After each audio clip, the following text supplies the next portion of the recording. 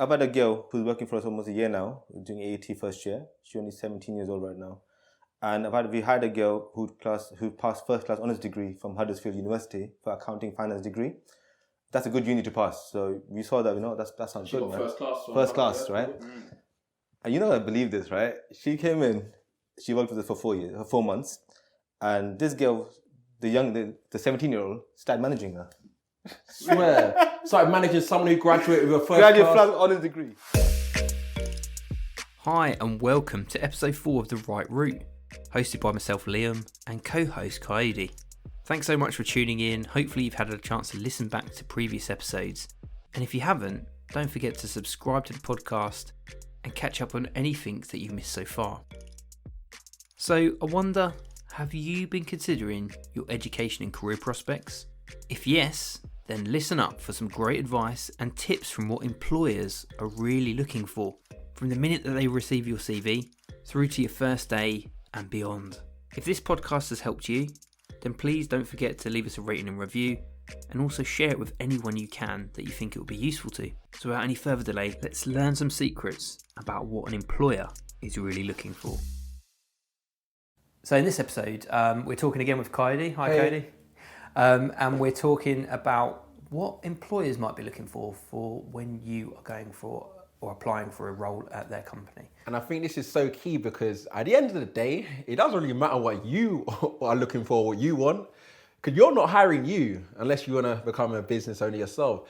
At the end of the day, it only matters what do they want, what are their views on you or the situation itself. So I think it's really important to understand the nitty and gritty what they're looking for so you can modify and fit into that shape of what they want. Ed Sheeran shape of you, like that kind of thing. Yeah, no, absolutely. I think as much as you might have a certain perspective of something, what an employer might be looking for might be totally opposite to what your expectations are that you've set yourself. And yeah, absolutely right. Unless you're going into business for yourself, that's a real key thing to consider when you're especially applying for roles. So yeah, no, looking forward to discussing what they might be looking for. So from your experience, Kayode, when you've applied for positions and when you've gone through to the later stages of The Apprentice, what is it that you think that potential employers are looking from people? One of the main things I think people are looking for is someone who's enthusiastic, because even if you have what it takes on paper to do that role, without the enthusiasm behind it, there's no point. So it's like, for me, I guess one thing that's really helped me is that I'm naturally, enthusiastic. I mean, that said, I think I've had more interviews where I haven't had the job than I have had the job. It's crazy. They don't want me. Haters. But anyway, so it's like, I think enthusiasm is a big thing. Of course, depending on the role, because certain roles you don't need to be enthusiastic, but coming across in an interview that you want it, I think is key. Because at the end of the day, you've got A, I've got A, whatever. Everyone can have the same grade. But what's going to differentiate you? If you're enthusiastic, I'll take enthusiasm all day, every day over grades on paper. I think sometimes people often take a chance as well. If it is that you're thinking, I've not quite got the grades as well, because you're absolutely right. If you're on the level playing field, you've got to stand out from your competition, essentially. But equally, it might be that you're given a chance if you're the right person and you're showing that enthusiasm and that passion for what it is that the employer is looking for. That can give you an opportunity to perhaps leapfrog some other people as well. And I think that's what definitely helped me get through the rounds of The Apprentice as well, just sheer enthusiasm. Even from the task 1 in Malta, I was enthusiastic, man. Excellent. And I think that came across clearly on screen as well. Good, man. I always say, I think there's too much oxygen in the air. I feel like I'm high on life sometimes. What is it, 21% oxygen? You need to get that reduced to maybe about 10% for me. It's too much. It's a good thing to have. I think that if we're thinking about people who are thinking, I'm not really too enthusiastic in those situations, and perhaps maybe that's a little not the bit job for you then. Yeah. I guess it is cliche, your passion or whatever, but when it's really something you want, it comes across. It definitely comes across. I don't care if it's, I don't know, man. I'm going to say cutting grass. That's actually fun to do. But let's just say watching paint dry. Average person isn't too enthusiastic about watching paint dry. But when you're really caring about watching paint dry, your pupils are going to be dilating. It will come across. You can't wait for this paint to dry. So you got what I mean? So no matter what the task is, if you're really enthusiastic, it will come across. Yeah, no, I absolutely agree. I think that something else to mention is that enthusiasm can be shown in different ways. You don't necessarily have to be, hyped and animated, but you can show that enthusiasm with, how you speak and what you're speaking about. So yeah, absolutely. I think something that we've spoken about previously is considering that the employer is sitting at the other end of that interview table or looking at your CV and asking the question, why you? Yeah, that's big, man. It's like, it's two words. In fact, it's almost 2 letters, actually. Why you? But yeah, no, it's 2 words, big thing. Why you? Like, for real, like, why you? Like, no disrespect, Liam, but why you? And if you can't get that across, why you, then maybe 2 words again, not you. You know what I mean? You have to get that across. You definitely do. Getting across why you is the key thing. You're up against 10, 20, however many people. And if you're able to really articulate why you think you should get the role over everybody else, you just stand yourself in a good chance. And yes, again, I guess being British, any British listeners, we're kind of very reserved in the sense that we don't really like to show off or really become across boastful. And that's one thing of me as well. So it's really kind of overcoming that thing within yourself to really having to sell yourself. Absolutely. I think that's the natural British thing that we kind of assume. You don't want to show off as much or perceive to be that arrogant person. But it's from my point of view, it's kind of it's being able to show that enthusiasm and use examples that you have, and not necessarily just say, why me? Because I've got the grades. You've got to go a little bit further than just ticking the boxes to really impress that employer when you're speaking with them. So also from an employer's point of view, is there anything else that you think they're looking for? Yeah, so of course, aside from being able to do the job well, of course we mentioned the passion and enthusiasm. When I'm interviewing people for a role what I'm advertising, like, I don't necessarily want yes men. I don't want people to, especially, I guess, even more so, I'm not, quote unquote, my profile's increased. I don't want people just coming, oh my God, I'm working with Kayode now. Like, I don't want that. Like, I don't want fans like that, like, working for me. I want someone who's going to help us move the journey as a company, as a team moving forward. So I don't want people to assume that everything I say is going to be right. I don't want just yes men, meaning that, oh, do this. Yes, Kayode. No, sometimes I might be wrong. You might have better experience in that field. You tell me sometimes what to do. And the thing is, as employers, we don't necessarily want to employ people to tell them what to do.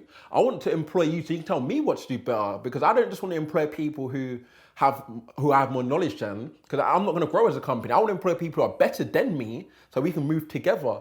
So I don't just want yes men. So that's the saying a lot of people say, no, you don't want just yes men. Yeah, because I think that you run the risk of being in your own echo chamber there, don't you? And yeah, it's like, that's very egotistical then. You just want people sucking up to you and brown nosing you or whatnot. No, that's not cool.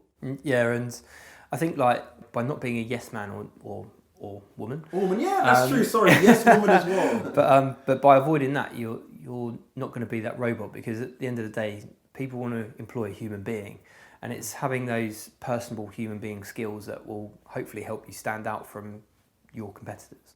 And the reason why I'm hiring you is because I know that you're going to do a good job, or I think you're doing a good job, which obviously maybe I can't do myself.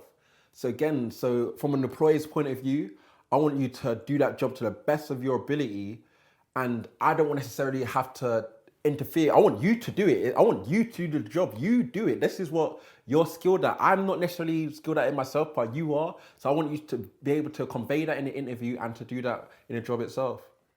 Absolutely. I think that's absolutely spot on there. Thinking about employers then, I know we've already mentioned in previous episodes about how to prepare. Let's say you were given an opportunity to perhaps go a little bit further from an interview. What do you think employers are looking for people on perhaps like their first day of work, for example? On the first day?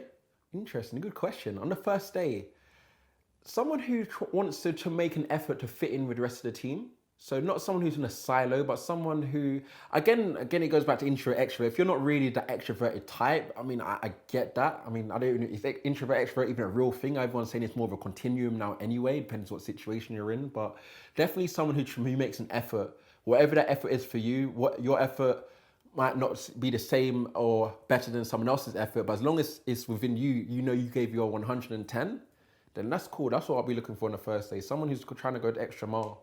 And I think like another key thing that you need to try and convince your employer of is that you're keen to learn, because it's all about that lifelong learning and development. It's not being afraid to ask questions as well. I mean, especially like you said, if it is the first day, then 9 times out of 10, they might know the skill, but just the way you might like it might be a bit different, or the way the company culture is set up might be a bit different. So you might have any questions about, I don't know if it's a little thing like, I don't know, let's just think like, I don't know, whose bread is out on the top shelf? Don't just take the bread. You know what I mean? It's like, I don't know, just ask, don't be afraid to ask questions. And why do you think employers keen to know that about somebody? Like, so I'm thinking more of the point of view of from their business. Do you think it's that they enjoy going through that application process, or why do you think employers are looking for the right person at that time? Because the reason, again, going through the application process as an employee is long. You know what I mean? It's very long-winded. You don't want to do it too often. I mean, so if you can nail it once, it'll be much, much, much better. What does it say? It costs employers, 33% of an employee's annual salary to hire a replacement if that worker leaves. So it's expensive to hire. So if you can avoid that and get it done from the jump, it'd be much, much better. Because at the end of the day, as an employee, you don't want someone who's just there just for a paycheck. Yes, I know people are going to job to get paid, but if you can blatantly tell that person's only coming here Monday to Friday, 9 to 5, whatever, because they just wanted to get a paycheck and leave, then that's quite poisoning to the company culture that you're trying to build. Because for me, I'm trying to build a team.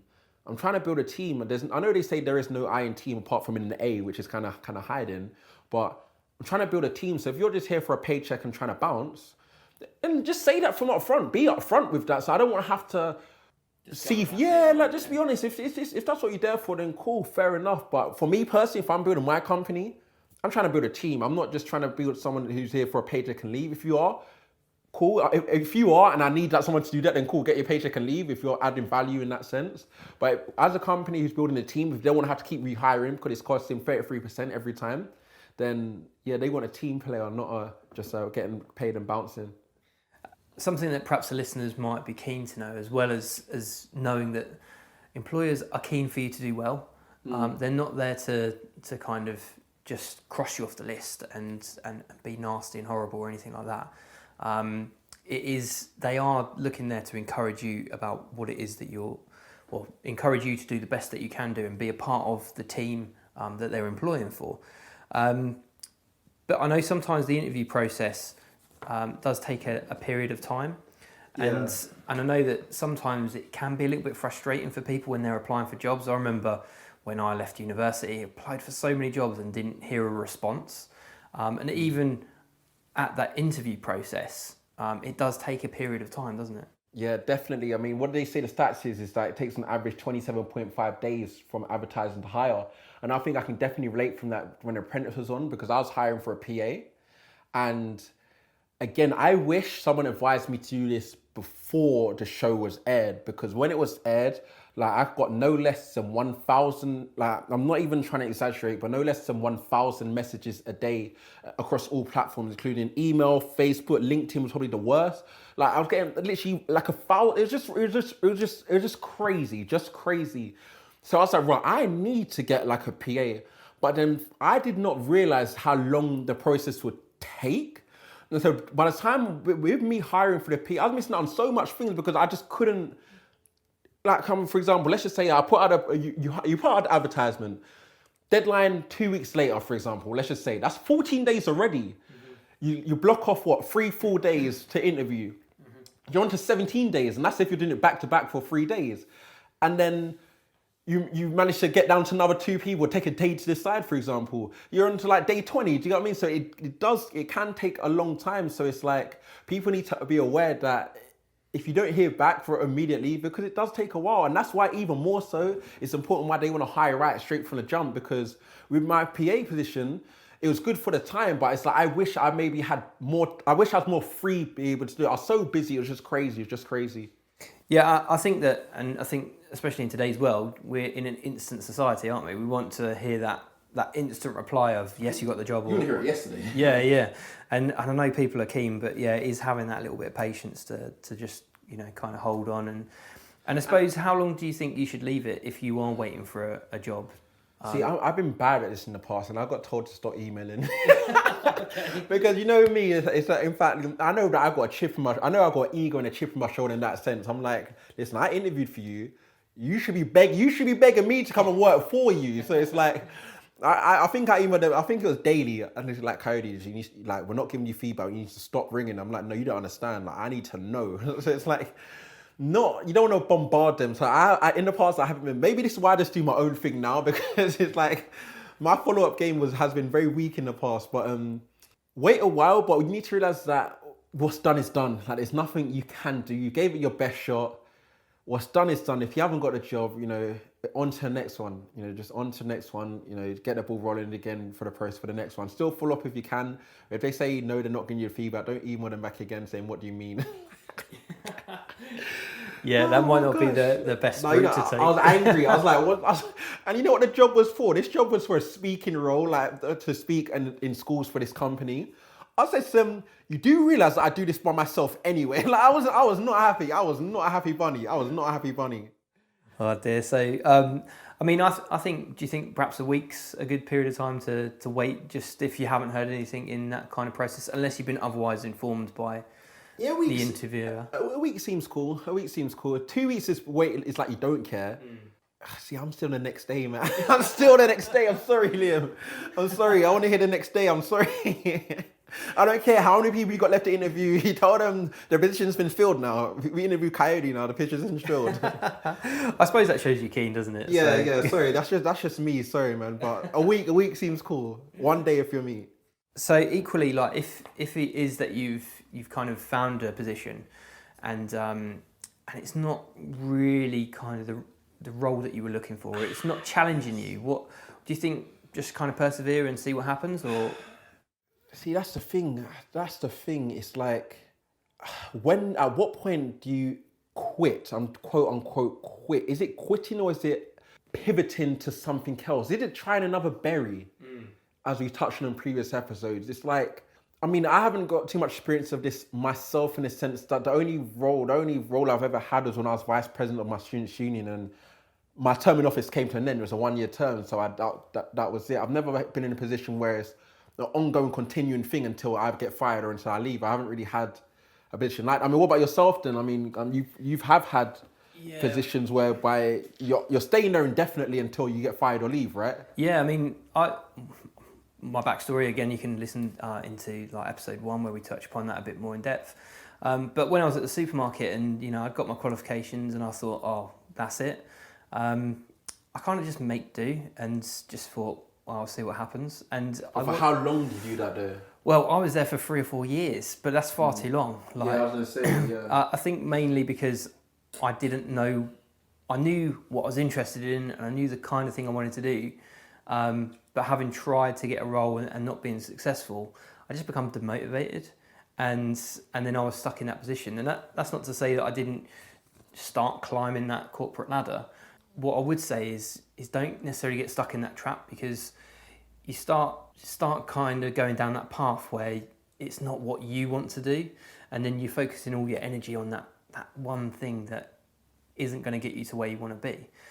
So from my experience, I would say that give the role a few months, and if it's really not lighting you up, then after about there's statistics to say that it takes about 10 months for an employee to get a bit tired of what they're doing before looking for a new role. So perhaps 10 months. I suppose it depends on the role and depends on you really.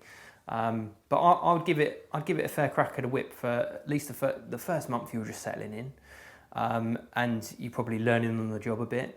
But I'd perhaps give it a fair chunk of time before thinking about trying to pivot somewhere else, unless you really know that it's something that you're just desperate not to do. So you got to play it by ear almost then, but you're encouraging them to give it a good crack at the whip. But then if not, then fall back. Yeah, I mean, I think it is an individual kind of decision that you're going to have to make. Yeah. But equally, you want to know that you've given the best of absolutely everything you could have given, and experience everything that is potentially an offer as well. Because some companies they're not going to just suddenly, if you're a new member of staff at a bank, they're not going to suddenly give you the keys to the vault, are they? They're not going to give you the high-flying clients that potentially you could go on. So do you think being open and honest with your employer, letting them know how you feel? Yeah, having those open conversations with your direct manager, and kind of letting them know that you're keen to learn more and perhaps that it's not quite what you expected. But like we discussed in a previous episode, probably something you should be discussing at that interview phase of what exactly you are going to be doing when you get into position as well. And if that doesn't marry up, then have that conversation. Interesting. That's very interesting. I guess it's interesting even more so because I haven't been in that position. Do you know what I mean? So I'm thinking to myself, what would I do? Like, would I have the patience? Interesting. Yeah. So 10 months you advising. Well, that's the average, 10 months. Yeah. So I mean, what the average is? So the average is somebody lasts about 10 months before they jump ship to another opportunity. I think it's an individual choice but it's one that you've got to give it that fair chance as well at the end of the day, I think. Yeah, I think if I'm the employer, I don't think I'd want to have someone staying around who's not happy. So I would want to work with them for as long as possible to make them happy. If I genuinely want them to stay, or if not, then I wouldn't want someone unhappy. It's like a relationship. You don't want to have an unhappy girlfriend or boyfriend for you might as well call it a day kind of thing. Yeah, I mean, if you're in that place and you just really are super upset about whatever's going on, then don't give it as long as perhaps you might if it's just something that you're a little bit unsure of. If you just had a bad, so it's recognizing. Do you just have a one bad day, or is it something you don't like? Are you just overhyping if you had a bad day because Timmy took your pen, like? Yeah. Or is it generally he keeps taking your pen every day? Or you're having to do the cleaning duties for that particular day and you don't particularly like cleaning. Well, it's not on your role. It's not if it's not your... Absolutely. But is it just a one-off or is it something that you're being lumbered with? Yeah. Like we spoke to Buffy in a previous episode. She started off down the hairdresser route and she wanted to do hairdressing. True. But she was just getting tasked with cleaning. Yeah, that's not cool, man. And if there's no light at the end of the tunnel and if you're just being used to be a cleaner essentially, then... it's nothing wrong with jumping ship. It's not, perhaps finding another opportunity to see if that works out for you. If you like what you're listening to, don't forget to share this episode in any way that you can with anyone that you can. And remember to use the hashtag #TheRightRoute. So, just to start off with, could you just introduce yourself to the listener and what it is that you do, Omar? So we are basically, my name is Omar Masoom and we own an accountancy firm in Bradford.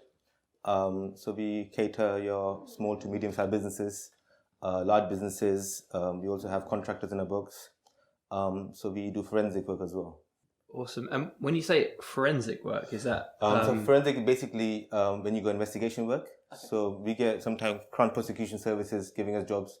There's only 4 of them in all of Yorkshire, basically. So we do investigative work, yeah. Sounds impressive. Yeah. So on today's episode, we're all about, because you obviously, as an employer, you take on apprentices, you take on staff, etc. Right. This is all about, we want to know from your point of view, as an employer, people coming into your accountancy firm, that's what you're interested in, your viewpoint of what you're looking for. Apprenticeship is an amazing platform set by the government, and I think it's the way forward. Not everybody gets amazing grades when they're doing year 11, right? Some of them are really clever people, but we come from certain backgrounds and sometimes we don't put our head down at the right time, So it's like another opportunity for the young kids to have another go at it. Same time, they get work experience. So with present day age, how the businesses work, they want experience along with the certification because when you go to uni or when you're doing certain certificates, you cannot apply that theoretical words into real life situations. So you mentioned before that even if someone hasn't done well at school or whatever, so as an employer, from your point of view, can you look past that still? Or of course. So what happens? They come into us for 6 weeks as a work experience. So what we do, we set them certain tasks. We give them, put them into certain positions, and if they carry out the work good and we can see potential, then we just hire them on an apprenticeship and send them to a course which we think will suit them.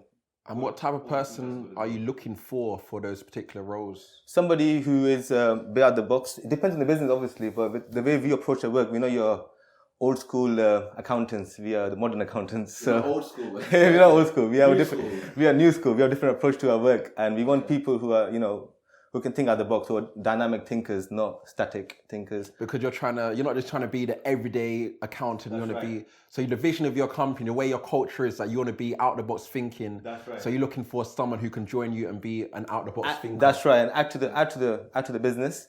But obviously, accountancy is a profession, but it's a business as well. You see, right? So we need people who are thriving, and look, for them, it's perfect because we have right now a girl. I'll give her a shout out, Zainab.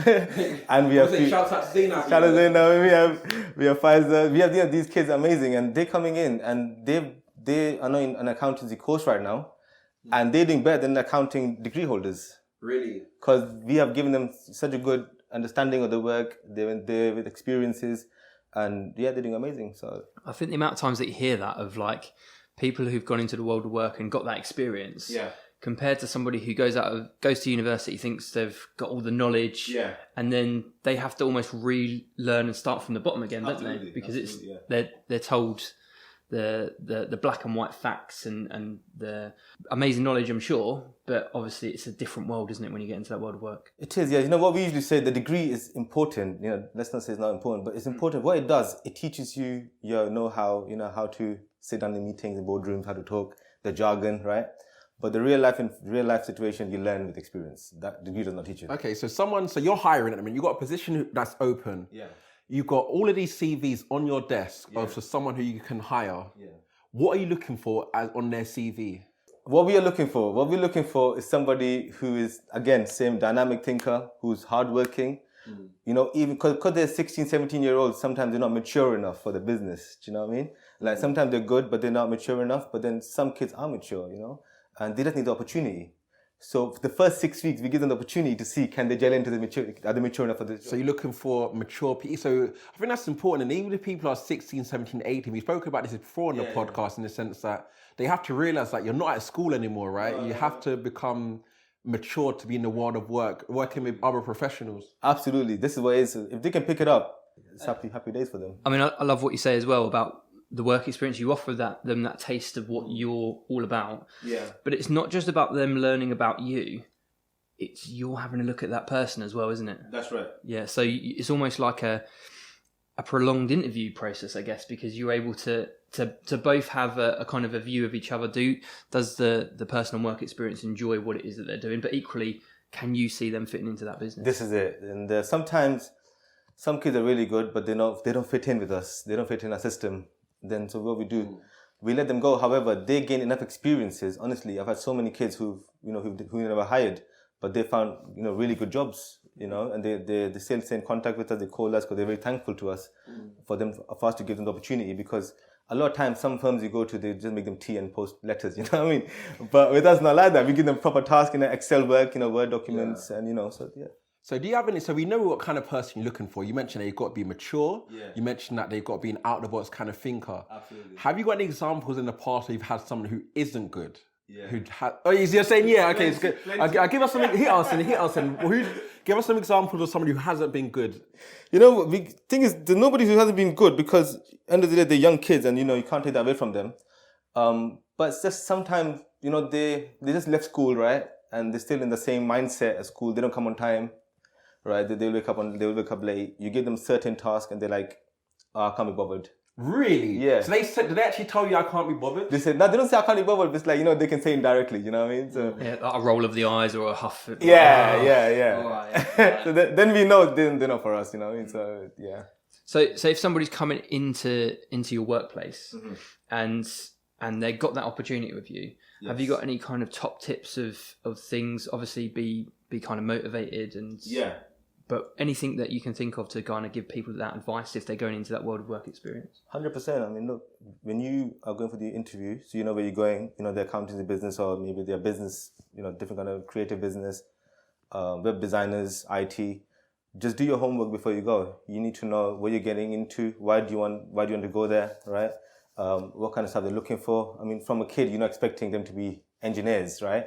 So as long as they're motivated and they're willing to do it, that's the attitude you got to give out on the interview and while you're working their experience. And there's no way an employer will not keep them because employers want that. As employers, what we want is somebody who's coming in new, we can mold them into us. And, if they're doing good, we got to pay for the studies, progress them and keep them with us. Why would you want to let them go?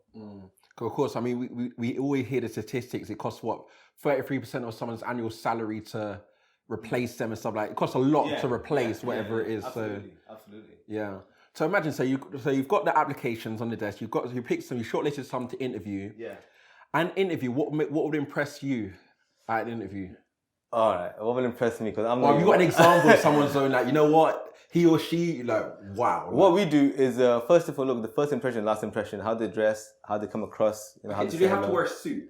They don't have to wear a suit. Look, it's not about. They never have to wear a suit as long as they dress smart. I always wear a suit. You know? No, I mean you should. I wear a suit. Okay. But look, there's a lot of kids who don't think like that, right? Yeah. But if you walk in a trackies, you know what I mean, to an interview, then that's a no straight away. Do you know what I mean? Really, no straight away. You don't care what they have to say. Yeah, because obviously you're not meant to bothered. You're not bothered. You know. What about In the Pursuit of Happiness? Will Smith, Eric Gardner, he actually came to his interview. Yeah.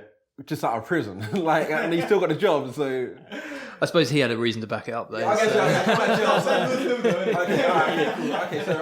so they can't come in trackies. So at interviews, so what are you looking for? What are you not looking for? You know, what's it like? What I'm looking for is somebody who can give me that oomph straight away. You know, so when I sit down, the confidence, handshake, the eye contact. The way they're answering back, I need to know if they've done the homework or not. They've done a bit of homework. Even if they mess up, it's not a problem. I know they've tried. That's what matters. So what do you want them to, you know, like people always say, right, you got to know stuff about the company. What do you want them to know about yours, for example? Like, you know, what would impress you? Like, oh, I'm surprised they found that out. Or, what would impress me? Or what's too much to know? No, what would impress me, like if they do a bit of homework on the field itself rather than our company, because because with accountancy, you know, you can go on the website, but it does not tell you everything that we do. You see, but if they come in and say, look, you know, we know what AET is. So AET is something. If we hire them after 6 weeks, we send them on a course, which is a 3-year course, which is called AAT. It's accounting. What's it called? AAT. AAT. Yeah, okay. Association Accounting Technician course. So if they don't have homework on that, then I know straight away this person is, you know, he's definitely. They want it. You know, they want it, and we want to give them opportunity. Why not? Because this is how I started. I did AAT. I never went to uni. You know, so this is how I got the opportunity. So I want to give that out to the other people. You know, that's what I'm looking for, basically. Yeah. And when it comes to that time in interview, do you ask them sometimes? Do you have any questions for me? Do you ask them that sometimes? Yeah, we definitely ask them. So they ask me, what will happen after 6 weeks? You know, what do you expect of us? What timings? What time do you guys start? Do you want me to wear certain clothes? You know, stuff like that. So if you ask the question to someone, do you have any questions for me, and they say no, is that bad or? No, not really. I mean, look, if they say no, because I know I'm dealing with 16-year-olds. You know what I mean? They're not going to ask me big questions. Okay. Sometimes 17-year-olds. Some kids are very clever. You know, the generation change is big nowadays, man. These kids ain't stupid. They ask you a lot of questions. So, which is great. I mean, that's what we want. We want them to be clever. Then we can just put them in the right direction. You know. So yeah, they ask me questions, fine. If they don't, no problem at all. So in this day and age, Omar, there's so much competition with jobs out there and getting the opportunities. Let's say you've got a raft of CVs that you're able to kind of select who you want to go through to that next phase. Is there anything that kind of makes you stand out, or things that you're particularly looking for? Experience. Yeah, I don't care where it is, as long as I can see they've been working. Because look, I started working at age of 14. I used to do leaflet delivery, all kind of stuff. How do you get experience if you're young? Like, where do you get it from, though? Anything. Look, I worked in chicken chip shop, man. You know what I mean? I did deliveries. These are all experiences. This is why I'm here today, you know? So if I see a CV which got all the stuff on it and I can see this kid's been trying, and even he's got good grades as well, then that straight away puts him above the par, you know? Perfect. Yeah, I think that's great for the listener to hear. And I suppose if it is that somebody's not able to, not confident enough to kind of show that experience on the form, is there any kind of advice of things to think about to help gather that experience on that CV for the first? Okay, so experience basically is any kind of job. It could be even working in a charity shop, helping the community out. I know that actually. Yeah, that's good stuff, man. Look, you have to. I mean, when you're young, this is what sets you up. You need to know your community. You need to know the goodness of life. You need to know what struggling means. How to help people, right?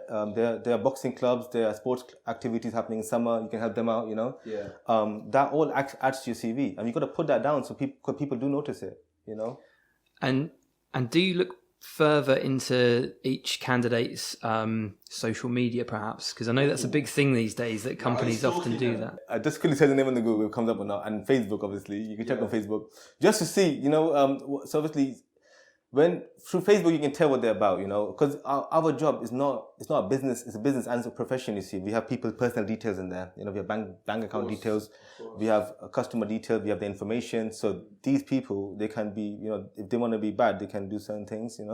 So we have to make sure we do all the vetting and checking properly, right? Yeah. So sometimes I do go on Facebook, I do check up on them just to see what they're about, like what I do. I always, if I'm looking to hire, I always check. I always do.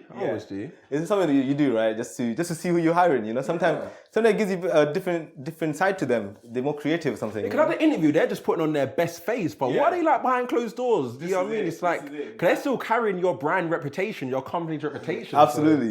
You don't know, the other side to them. You don't see that interview. Yeah, exactly. You don't see at the interview, So yeah.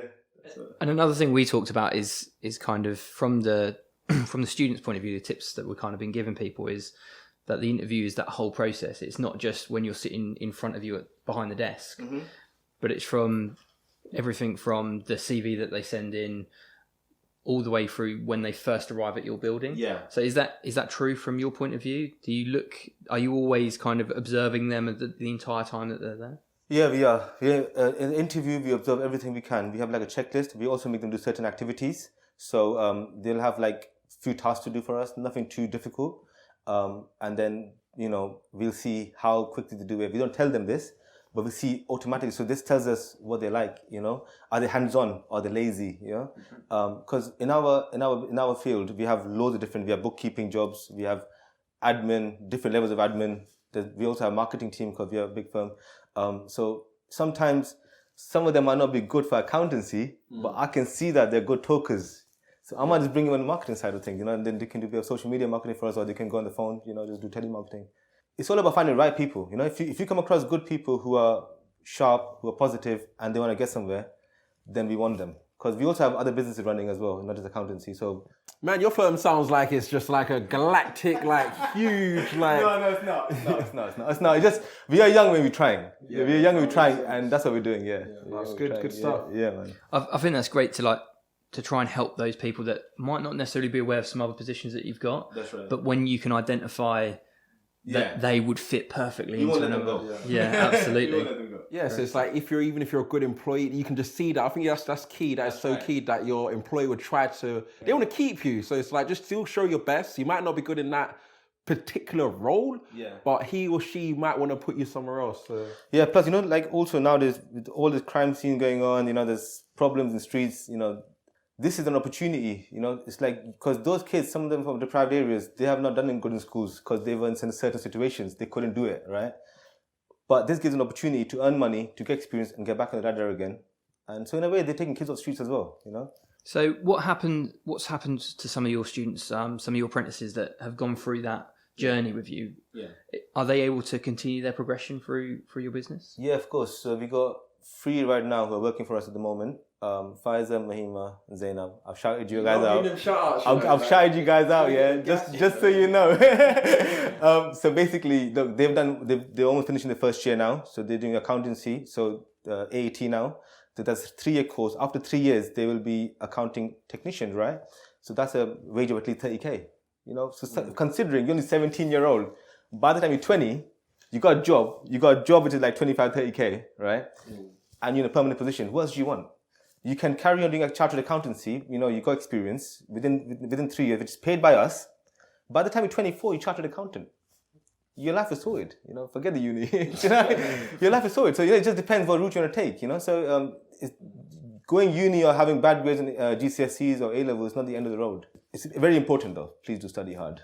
Of course. One question's been. Is there a difference from an employer's point of view about if somebody comes in with a university degree compared to somebody with an equivalent experience but no qualification? Would you have a preference on that? I'll give you an example, right? It's slightly off the topic, but I've had a girl who's working for us almost a year now, doing AAT first year. She's only 17 years old right now. And we had a girl who passed first class honours degree from Huddersfield University for accounting finance degree. that's a good uni to pass. So we saw that, that sounds good, man. First class, right? And I believe this, right? She came in, she worked with us for 4 months, and this girl, the 17-year-old, started managing her. Swear. Started managing someone who graduated with a first class honours degree, right? In the end, we got rid of her because she was costing us money. We just thought she's not good enough. Having amazing results is great. We love it. But if you cannot apply that to a real life situation, then you're not good to us. You want experience. You're not good to us. So going back to Liam's question then, so are you opting for experience over grades then? Yeah, I mean, we want the grades. We're only looking for good people. If they can apply that to a real life situation, we want them. If they can't, the experience is obviously what we can't, basically. And I suppose you can't see that until they're working. Yeah, there's only so much you can glean from from in the interview, they can see everything. We can see the CV, but when they start working, you can see. Sometimes they come along, they don't want accounting, not a cup of tea. They find it boring, or So it just depends what you're into. In an interview, you can say what you want. Like, listen, in interviews, I tell them, I tell them what they want to hear. I am so bad at. I will tell you what you want to hear. I'll make myself sound so. Yeah. You interview me for an accountancy job, you have to give me the job because I'll make out like I know AAT, I've done BBT, do you know what I mean? This is it, like, then you're hired. I'm hired, do you know what I mean? But the problem is, if you don't live up to that though, 2 weeks you're out. Yeah, you'll fire me 2 weeks later, but I'll get the job first. Yeah, I'll get the job right. And fire me 2 weeks later. Start sweating when you're in the But position. this is what it is. See that, we just said that, that's what it is. You need to be fired up for it. You need to do your thing, and once you got past that stage, then you just work hard. That's it, you got it. So any final thoughts for anyone who's kind of feeling a bit lost in what options they've got, or is looking to kind of progress into getting the right route for them? Yeah. Any kind of final thoughts or tips that you want to offer the listeners? Get in touch with Cube Learning. Cube Learning is the place to be, right? They're around the country. Get in touch with Cube Learning. They are the people who are helping all the young kids out. Other than that, look, do your homework. And some people want to go childcare. They want to go into different industries, solicitors. Get experience, as much as you can. Get on the panel, learn your work. Wherever you learn, write it down, make a diary out of it, and add it to your CV. And just to clarify, when you said do your homework, you don't literally mean homework from school. You mean research. I mean, do your research. Yeah. That's right. Do your research about fields, what you best suited to. Some people are good in sports, so there's no point going to an accountancy job if you're a sports person. Yeah. Oh, that's why I'm not going to come to this position anymore. I changed my mind. I'm a sports person. Look, I box, man. I do boxing. We sponsor a local boxing club. Okay. But yeah, it's just some people do not pray in a certain way. They don't have that. Their brain works better in different ways. Maybe they go in IT, graphic designing. I don't know. Yeah, I mean, I think another thing that I'd like to just pick out from what you just said there was keeping a note of what you're doing as well, like having that reflection time to to write down, because you forget everything you do, don't you? So easy. So I mean, all the apprentices, I tell them all the time, look, when you join us, every single day, write it down.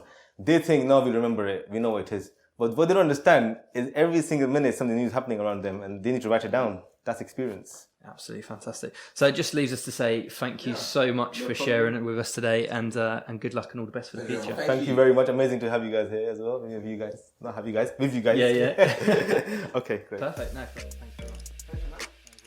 If you have any further questions, don't forget to email us on podcast@cube-learning.co.uk. And don't forget, that's Cube with a Q.